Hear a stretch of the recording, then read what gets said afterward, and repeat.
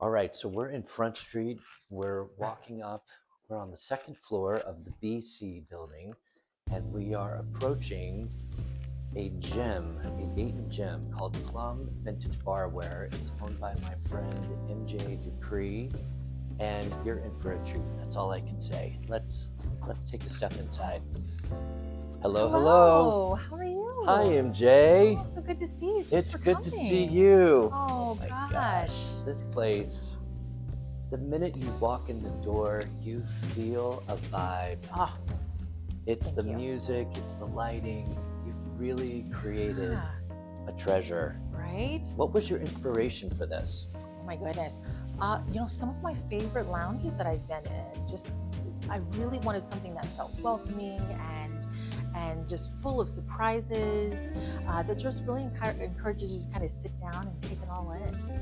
So, you and I worked together to merchandise your store, to kind of rebrand, relaunch. Yes. And one of the things that was very important to you was creating these environments for conversation, Yes, the definitely. lounge, if you will. So, you have probably 3 or 4 different areas of the store for people to I congregate. do. Why I is that do. important to you? You know, again, just kind of reaching back to, I really want people to feel relaxed and I really want them to take it in. And so having, a, enough seating for people to really sit down and they can look at the art, they can look at the glassware, they can talk with friends if they're here. Talk to us about the art. Yeah, That of is course. Oh extraordinary. my goodness, Who is the artist? these are Gary Henchy and geometric prints. They're amazing. Is he a local artist? He is a local artist, Is he actually. here at Front Street? He is at Front Street. He's represented by Dana Wiley, but he also has a workshop here as And well. who is Dana Wiley? Is that the gallery?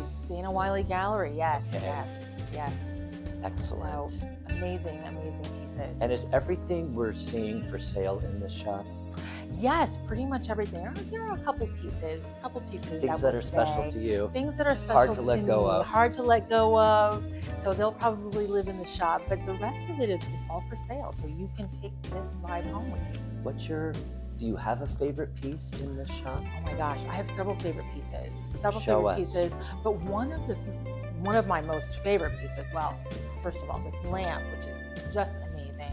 Beautiful Murano opaline glass, fabulous lamp. If you'll notice, I have a few different Murano lamps there. Kind of have a weakness for those. But one of my favorite things is this globe lamp. Wow. I really enjoy this. That's fantastic. Yes. How old is that? So he's about from the 50s. The fun thing to do is to go through and look and see which countries are still here. So that's how you know how old it is. So customers, when they come in, they like to sit and do that. Have you already charted your next trip? You know what? I have not yet. It's been so busy, but I'm going to sit down and do that after we're done.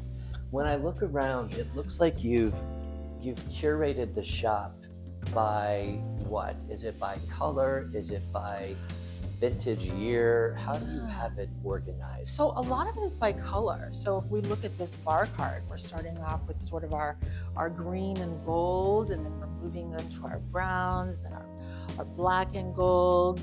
We've got some more green here, and then it just sort of flows throughout the shop. Back in the corner, we have lots of gold, and then of course the red cabinet, which is amazing, actually. So I can't wait for you to see that. But if I remember, when you and I were working on this together, talk to me about the lady at the top here.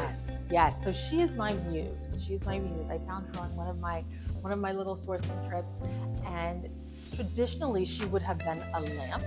So she was a lamp at some point. I found her this way, and what intrigued me is that you don't usually see them in these colors. So those colors were fabulous. I loved her, so I brought her into the shop, and actually she probably is one of the pieces that is not for sale, because I like to revisit her from time to time. What was how did you get involved in this, I guess? I was going to say, what was your starting point for barware, but why barware? How did you get interested in this? I was doing some research on a little small cup that I found. Just a quick little backstory. My parents were antiquers. I've always thrifted. So I've loved all antiques. And for whatever reason, I happened to find this tiny glass. and I started researching what it could be used for, and kind of went down the rabbit hole of mixology, and that all of the different pieces have a job. And I really like the aspect that it encouraged people to be together, to network, to connect. Because when you're having a dinner or a cocktail hour, that takes some time. That encourages you to talk with other people. So. What if somebody doesn't drink? You have a lot of vintage barware. Right. You also have glassware. So is there something for everyone? And can some of this barware be used for other things? Absolutely. Absolutely. So a glass is just like a glass that you would use for anything else. You want to think about it as elevating your experience as opposed to just using the same old regular glass.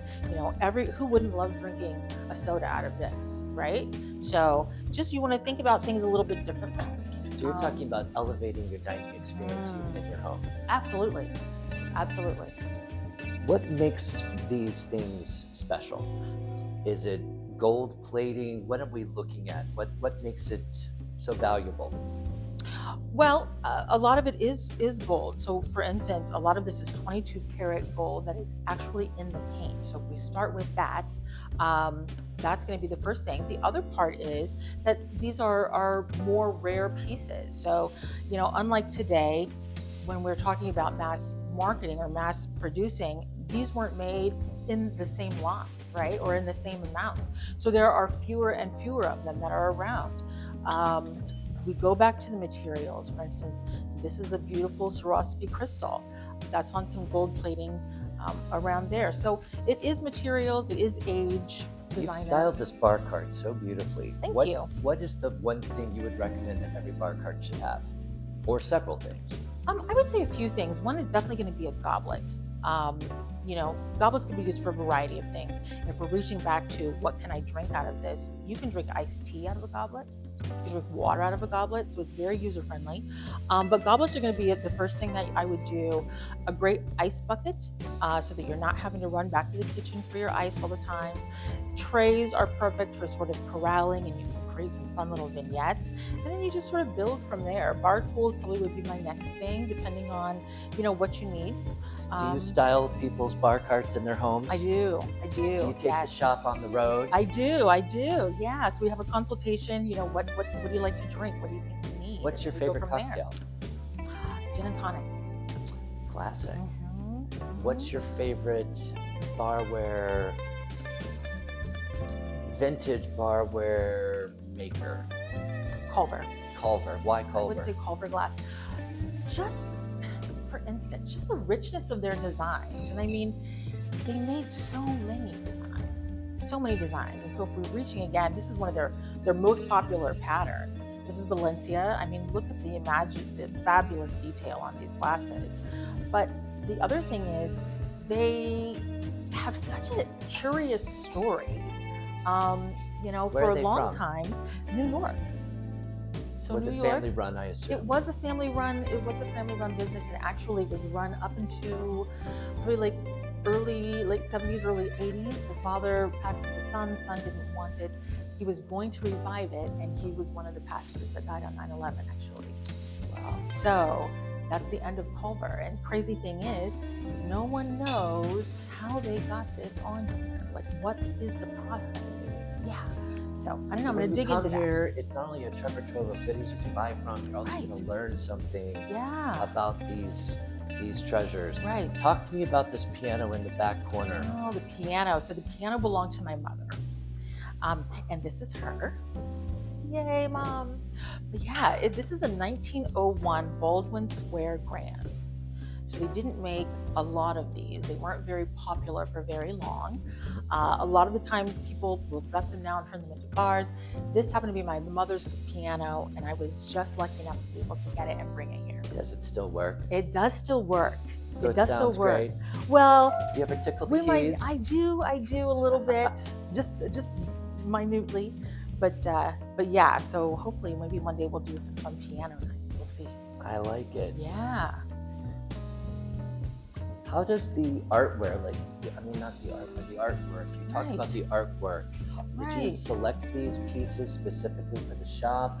They were chosen specifically for the shop, and you know, just going back to Front Street, I'm blessed to be surrounded by so many amazing artists and photographers and craftspeople. Who's the artist of this beautiful floral piece? So this is a Jennifer. Is it Jennifer Rosengart? It is Jennifer Rosengart. I know so that sorry. artist. Yes, Works Jennifer out of, Rosengart. Yellow Springs. Right, Beautiful. and I mean, amazing piece. Yeah. It's beautiful, beautiful. And the right one over the here, piano, I love that. Yeah, right over here we have a Gretchen Durst. Another local artist. Another local artist, yes, yes. So you were talking about Front Street. There's a lot of artists here. Do you collaborate well together? Yes, absolutely. The community here is amazing.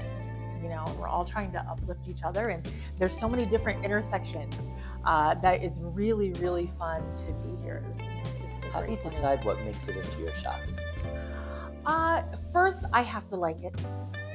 So I am the curator, I'm the buyer, I bring everything in. If I like it first, if it's speaking to me, then it gets to come. You were talking about this red cabinet. It's so striking. Oh my goodness, the red cabinet. What makes it so special? Well, first, so this is, if I'm remembering correctly, so it was an Indian wedding cabinet. So, and I've had this several years actually. I was gifted it by some very, very good friends. But if you'll remember when we were configuring the shop, we made this into the red cabinet because it just stands out so fantastically against this dark wood, and it's just such a fun spot. People like to come in and comment on it frequently. What's the challenge of running a business like this? You know, well, for me, not playing too much, but the other part is making sure you're keeping track of your inventory, making sure that you are, you know, getting things priced, making sure that you are available to your customers, and you have, you know, that you're accessible, that you can answer questions for them. Also, I think that you are paying attention to your customers so that you are purchasing or you're finding things that they're going to enjoy. What you have those sailboats? What are those? Oh my goodness! So this is another Front Street artist, Stephen Castiglia. Acid Ink is the name of his studio, but Stephen is an amazing artist. He works in a lot of miniature, but he handcrafts all of this. So every part of this, including the sails. So he hand stitches the sails, he does all of the rigging, the wood. They're truly amazing, and everyone is different. Everyone is those different. decanters? Ooh, so these are all vintage decanters. Wow. You know, I can't ever turn away from a decanter. But the fun thing is, they're all different, and they appeal to different people. It looks like, what's the difference between crystal and glass? I mean, some of them look like you would say they're crystal. They are. Others look more like glass. Right. And so when we're talking about crystal versus glass, you're thinking about a lead content. Okay. You know, various studies have been done that kind of runs the gamut. If you are someone who wants no lead in their life, then I probably would find something that does not have vintage glass. Probably is not going to be something that you're going to want to use. Again, studies have been done. They find that, you know, minute traces, not enough to really hurt, but you know, it kind of varies. Everyone is different, and so I try to keep a variety of decanters around. This velvet sofa is pretty cool. Yes. How old is that? Oh my good. You know, she's from the 70s, early 70s. I got her from, actually, she came from a family in Oxford whose mother had purchased her for her daughter to go to college. She'd been sitting in the basement, and finally they decided that they were going to part with her. And it was a literal kind of a fight to be able to get her, but they chose me, and I got to keep her. And so I said she could never leave. I send them photos of her enjoying her life periodically. But her name is Sophia also. So if you come in, you can say hi to Sophia.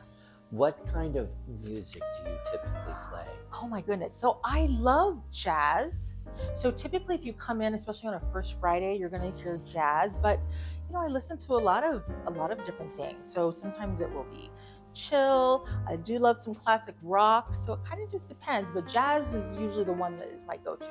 So you're open on first Fridays for sure. Yeah. What are your hours other than first Fridays? Yes, Thursdays, Fridays, and Saturdays from 12 to 5.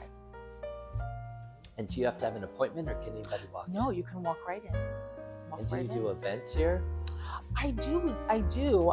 In fact, I'm having on Friday a jazz night. You would need to contact me to let me know that you'd like to come. But it's a jazz night. We have an amazing Front Street artist who will be singing, so it's going to be pretty fun. It's going Do to you be have a amazing. website You can find me on Instagram. So on it'll be Instagram? the _Plum Vintage Barware. Okay. Yes. Yeah. Yes. And are your items, where do you purchase these from? Do you have a wide outreach of I places that do. you shop for I these things? do. I'm always constantly looking. And so, again, I'm thrifting, I'm antiquing, I'm going to flea markets. But I also buy from individual buyers. People have stuff at home that they were gifted or it came from their parents that they no longer need.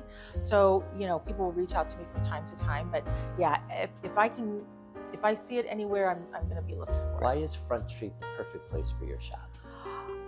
Just the variety of people who come in.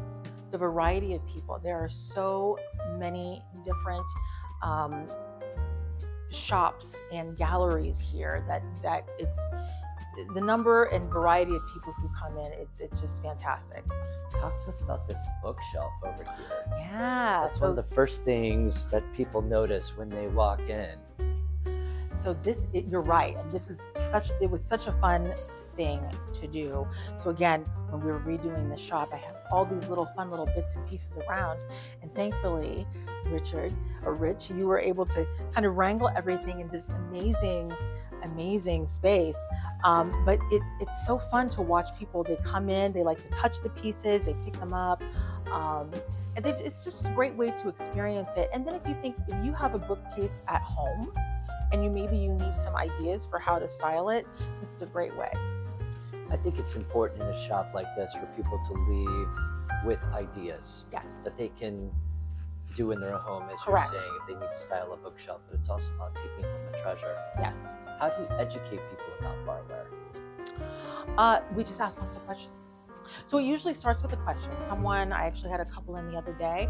They weren't really familiar, but they wanted a piece. They were here for some time as they were going through things, and they would ask me questions. And so we would have some great question and answer sessions. And it really is just about me educating you. And so I really try to do as much research as I can on all the pieces that I have in the shop. Because people will come in and they're going to have questions. I want you to be able to use it the way either that it's designed to be used, or if you have a different way to use it, at least you have some sort of foundation to start with. Thank you for sharing your shop. Yeah, you are so welcome. Thanks for coming. People need to come and visit this. Oh, I hope they do. It's a great place to come and relax and to take it in and to shop, so Yes. that they can create a dining table that Yes. is special and unique, right, and curated with your help. Absolutely. It's I would beautiful. love to do that. Thank you Plum so Vintage much. Barware. Where did you get the name Plum? Why Plum? I wanted something just simple and rolled off the tongue, and I loved plum. I love that color, so Beautiful. it stuck. Thank you for sharing it, MJ. You're so welcome. You're a Dayton treasure. Aw, thanks for coming. I appreciate that.